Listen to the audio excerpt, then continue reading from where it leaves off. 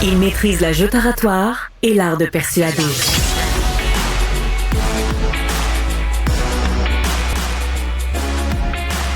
Alexandre Dubé. Alors, depuis samedi, on ne paie plus de TPS, la taxe, donc sur toutes sortes de produits. La liste est assez exhaustive. Si vous voulez mon avis, parfois un peu difficile à suivre aussi, parce qu'il y a des... Il y a des incongruités. Des fois, bon, par exemple, dans les vêtements pour enfants, là, ça va jusqu'à certaines grandeurs. Après ça, même des souliers pour enfants. Ben là, s'il y a des crampons en dessous, c'est des souliers de sport. Fait que ça, vous allez être taxé. Après ça, même chose, bon, sur la nourriture, sur l'alcool. Ça a été beaucoup de préparation pour les commerçants pour peu de temps, parce que ça va durer quoi? Jusqu'à la mi-février à peu près. Martin Guimond est propriétaire de la brasserie artisanale Le Saint-Boc. C'est sur la rue Saint-Denis à Montréal. Bonjour, M. Guimond. Bonjour. Bon, comment vous avez vécu d'abord la préparation là, de tout ça dans les heures qui ont précédé là, l'arrivée de ce congé de taxe-là temporaire? Honnêtement, ça a été quand même le chaos. Faut se le dire, c'est arrivé à la dernière minute, donc c'est pas quelque chose qu'on avait demandé. Je comprends que oui, ça va favoriser le public, c'est agréable, ça pourrait faire en sorte que les gens vont peut-être se déplacer plus, dépenser plus aussi également. Mais nous, en tant que restaurateurs, quand on se fait dire qu'il faut enlever la taxe, c'est quelque chose qu'on fait pas. Les systèmes de caisse enregistreuse, en réalité, ça reste quand même quelque chose de complexe. On est capable de travailler avec ça, de programmer nos menus, mais on n'est pas formé pour enlever la TPS ou enlever la taxe parce que tout simplement, c'est illégal. Donc, on le fait pas. On travaille pas avec ça. Fait que si vous nous amenez un peu derrière le comptoir là, de votre établissement, dans les jours, dans les heures avant, vous avez dû à mitaine rentrer ça? De quelle façon vous avez réussi? Bien, il existe une entreprise qui s'appelle Pfacto. Cette entreprise-là possède 60% dans le fond de tout le réseau de systèmes de caisse au Québec. Et eux, on fait affaire avec eux, donc ça nous coûte 175 $. Donc déjà là, M. Trudeau nous envoie une facture de 175 $ pour permettre aux gens qu'on enlève la TPS. Par contre, ça n'a pas été fait. Parce que c'est sûr, moi, je le vois comme ça. Si on est 5 000, 6 000 ou 7 000 restaurateurs en même temps, à l'espace de nuit, on doit enlever ça. Ça demande beaucoup de travail. Et j'imagine que même de leur côté, ça a dû être extrêmement chaotique. Et puis, le lendemain matin, c'est-à-dire la journée où on a enlevé ça, écoutez, ça n'a pas été fait. Donc, on est obligé à la mitaine de faire des recherches puis de trouver comment faire. Aujourd'hui, c'est réglé. On est correct.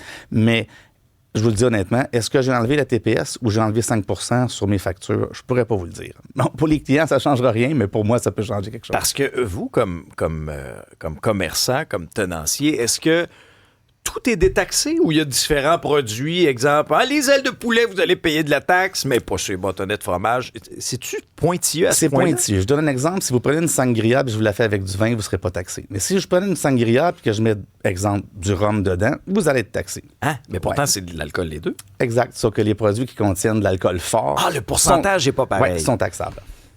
Donc, c'est juste des petits détails comme ça qui font en sorte que ça devient quand même compliqué. Moi, savez-vous que ce que j'aime imaginer dans ce temps-là, c'est le fonctionnaire, là, en arrière de son bureau. Là, il prend sa feuille, là.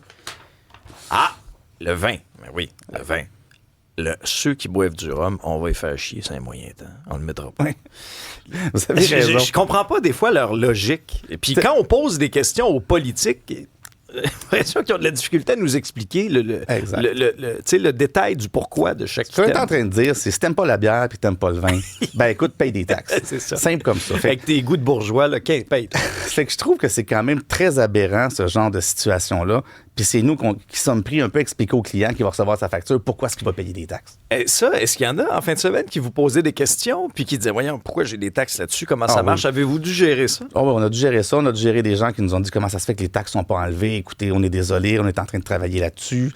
Donc, c'est toutes des choses. Les gens sont quand même compréhensifs. On avait des appréhensions parce que, vous savez, aujourd'hui, en 2024, bientôt 25, il y a des fois des gens qui ont la mèche un peu plus courte. Là, je vois pas de quoi vous parlez. Non, quand même. Fait que c'est quelque chose qu'on a dû gérer. Et heureusement, ça s'est quand même très bien passé. Mais tu sais, tantôt, votre collègue parlait aussi au niveau de Revenu Québec et compagnie. Je vous le dis, je pense qu'il y a plus que 50 % de tous les restaurateurs qui vont avoir fait des erreurs dans à peu près tout. Est-ce que vous vous attendez à avoir une tape ses doigts de Revenu Québec, Revenu Canada ou ils vont faire preuve de clémence, leur clémence habituelle? Ouais, c'est pas des gens très cléments, en réalité. Ils sont forts sur les pénalités. Moi, je pense qu'ils n'auront pas le choix d'être cléments, tout simplement parce qu'on est tellement de dizaines de milliers au Canada qui vont avoir fait des erreurs, parce que c'est pas clair. Fait que j'ai de la misère à envisager comment ils vont faire pour inspecter tout le monde. L'objectif de cette mesure-là, c'est d'aider les Canadiens, de donner un petit peu de répit à l'aube des fêtes. Avez-vous senti un engouement plus grand que les autres fins de semaine, par exemple, dans votre établissement? Y avait-tu plus de monde? Est-ce que les gens se sont rués en disant « Wouhou! Hey, j'ai plus de TPS à payer, là, c'est la soirée de ma vie? » Non, pas du tout. Je vous dirais que mon week-end qui vient de passer est moins bon que celui de la semaine passée. Ah ouais, sérieux? Donc, ça dépend toujours des périodes. Je pense que oui, c'est un plus. Je pense que les gens vont apprécier. J'en demeure pas moins que je suis pas d'accord avec le fait d'enlever les taxes sur l'alcool, dans le fond, tout simplement. L'alcool est un produit qui, on le sait, a des effets sur la santé, donc ça devrait pas avoir lieu. Mais bon, si on oublie ce volet-là, je pense pas que personne va se ruer en se disant « Hey, j'ai 4 piastres de rabais sur ma facture. Écoute, on sort la gang. » Ouais. Ça va pas faire grand-chose. Parce que, on va quand même se le dire, c'est devenu un luxe aller au restaurant ou sortir dans le contexte actuel. Donc, dans votre esprit, est-ce que le gouvernement tire à côté de la cible en disant c'est pas réellement cette mesure-là qui va aider les Canadiens? Je pense que, tu sais, il n'y a pas de mauvaise décision quand on veut aider. Donc, c'est sûr que pour la restauration, ça pourrait aider, ça va en aider certains. Puis, je croise mes doigts. J'ai espoir que ça va aider. Je pense que l'avenir va le dire quand on va arriver le 15 février. On va savoir si ça a fonctionné ou pas. Donc, c'est une bonne mesure. Ça, je pourrais pas vous dire. Je reste quand même un peu sceptique. Est-ce qu'on tire à côté de la cible? Je pense qu'on aurait pu faire peut-être certains meilleurs choix parmi les articles qui sont détaxés. Mais bon, écoutez, pour ce qui est de la restauration, j'espère que ça va en aider plusieurs. Globalement, mis à part, vous m'avez dit en fin de semaine, c'était pas notre meilleur week-end comparativement à l'année passée. Est-ce que vous sentez quand même une espèce d'engouement, une reprise? On a eu la pandémie dans les dernières années, mais est-ce que, bon, là, c'est les parties de bureau? Ouais. Est-ce que les temps deviennent un peu plus roses là, pour nos restaurateurs, nos tenanciers qui en ont arraché? Je pense qu'il y a 2 volets. Il y a le volet Montréal, puis il y a le volet extérieur de Montréal. J'ai parlé avec des collègues à l'extérieur qui semblent me dire « Ouais, quand même, ça s'en vient, c'est pas si pire. » Tu as le volet Montréal où ça reste quand même plus problématique. Dans le quartier où je suis, le quartier latin, je ne vous cacherai pas qu'il y a plus de 50% des commerces qui sont fermés et il y en a plusieurs qui ont commencé à fermer les dimanches, les lundis, le jour. Donc, oui, j'espère que ça va apporter quelque chose de bon, mais en ce moment, l'économie reste quand même très difficile pour plusieurs d'entre nous. Surtout que de novembre au mois de février, c'est les mois les plus durs de l'année. Vous attribuez ces difficultés-là à quel facteur?